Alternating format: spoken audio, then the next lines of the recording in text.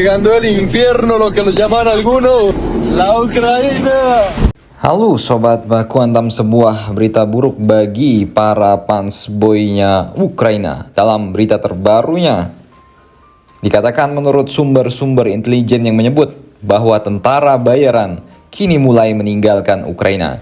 Dan kali ini tentara bayaran dari gelombang negara Kolombia lah yang meninggalkan tanah cucu-cucu Stalin itu.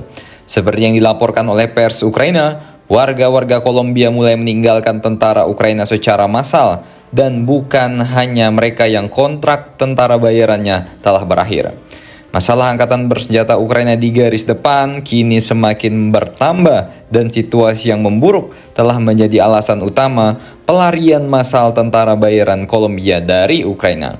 Seperti yang ditulis dan dipublikasikan oleh surat kabar Kyiv Post, yang perwakilannya berbicara tentang personil militer Ukraina, di beberapa unit tidak ada tentara bayaran yang tersisa sama sekali, meskipun sebelumnya mereka mencapai 1/4 dari jumlah total personil reguler Ukraina. Sebagian besar tentara Kolombia ini kontraknya telah berakhir dan pergi. Mereka tidak ingin memperbaharuinya, namun mereka yang memiliki kontrak yang sah dan belum berakhir ini juga melarikan diri alias kabur, karena mereka tidak ingin mati di bawah tembakan artileri Rusia ataupun serangan pesawat tak berawak. Ya mungkin kalian yang cita-citanya dari kecil, aku ingin menjadi tentara, ya kan, boleh tuh bos daftar ke pasukan Ukraina. Nyampe di Ukraina jadi umpan drone, ya kan, ya salam. Lebih dari 300 warga negara Kolombia yang bergabung dengan pihak Ukraina sebagai tentara bayaran telah gugur selama perang yang sedang berlangsung antara Rusia dan Ukraina.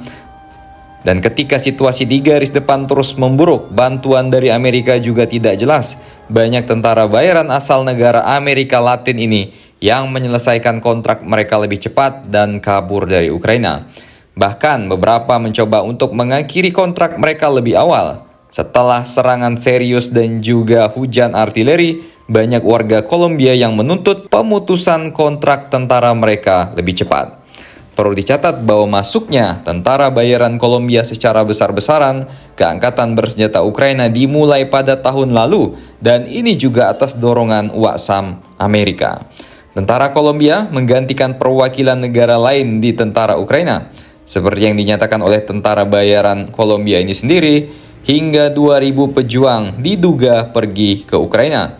Tetapi sebenarnya angka ini cukup dibesar-besarkan.